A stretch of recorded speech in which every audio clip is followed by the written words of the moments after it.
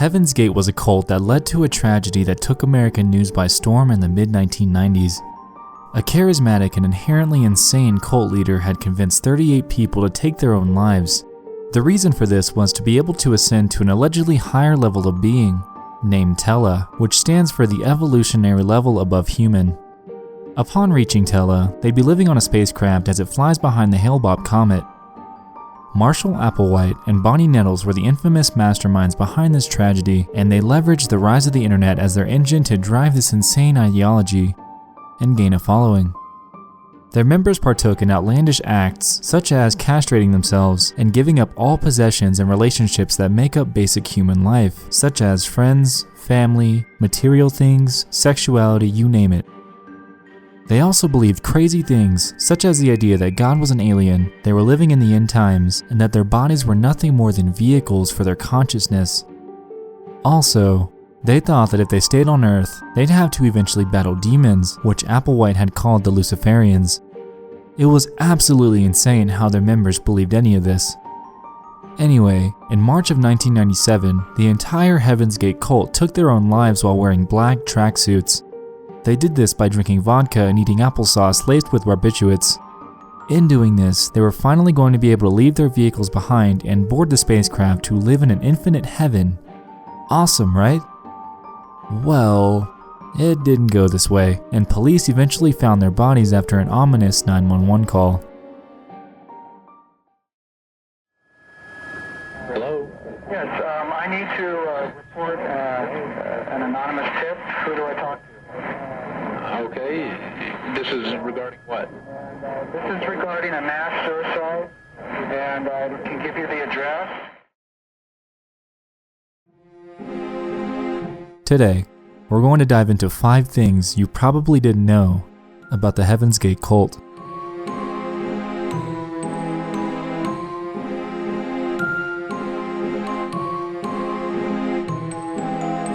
Originally, members were promised that they'd be able to take their vehicles, or bodies, with them as they ascended to the TELAH spacecraft.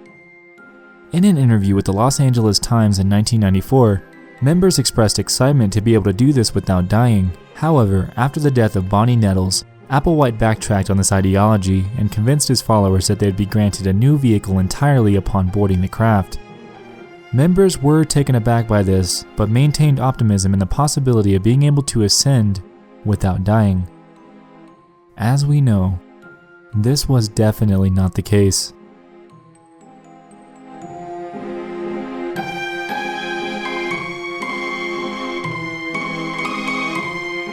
Heaven's Gate members were urged to cut off all ties to the normal world, including their material items, family, and friends.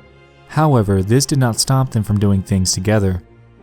Only 2 days before their suicide, yes, 2, the entire cult ate dinner at the Marie Callender's restaurant in Carlsbad. While here, they apparently all ordered the same thing: iced teas, dinner salads with tomato vinegar dressing, turkey pot pie, and cheesecake with blueberries. The waitress claimed that they seemed really nice, friendly, and polite. Honestly, it really makes you think twice about who you serve at work. You never know if the person you're talking to today will be alive tomorrow.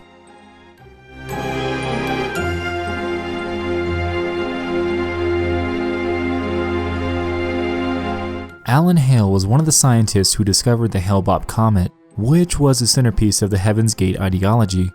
After the mass suicide in March of 1977, Hale had claimed that he had a feeling that something like this would happen.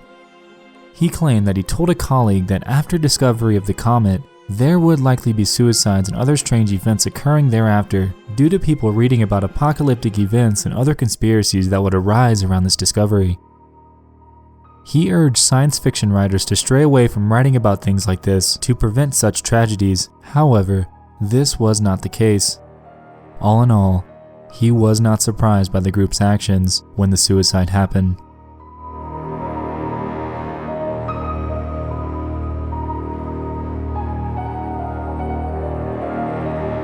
The Heaven's Gate cult began to grow at just the right time. Back in the early 1990s, the internet was still in its infancy and was still a marvel to users who were just discovering it. Back during this time, cult leaders were able to compile all their ideas onto a web page for potential followers to view. Over time, the views expressed on the website had become more and more extreme to the point of being reclusive, and at this point, the ideology behind the Hale-Bopp comet began to take the limelight as the centerpiece of their beliefs. We now know that this eventually led to Applewhite convincing his followers to partake in this mass suicide.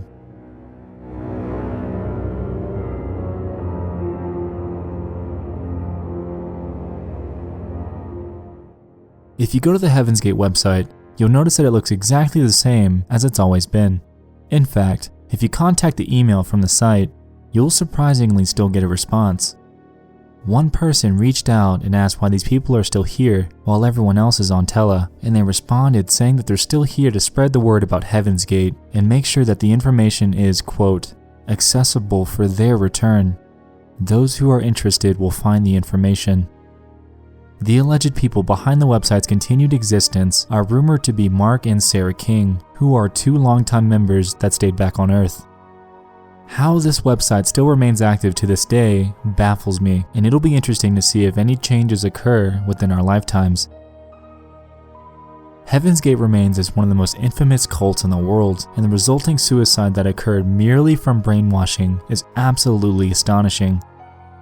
Those 39 people took their own lives for absolutely no reason, and now they live on throughout history, being remembered as the unfortunate victims of an evil mastermind. Either that, or they're living happily on TELAH, basking in the sunlight and in peace for eternity. It looks like we'll never really know. We just dove into Heaven's Gate. I hope you all like this, and I look forward to seeing you tomorrow for day 3. Thanks so much for watching. I love you all, and good night.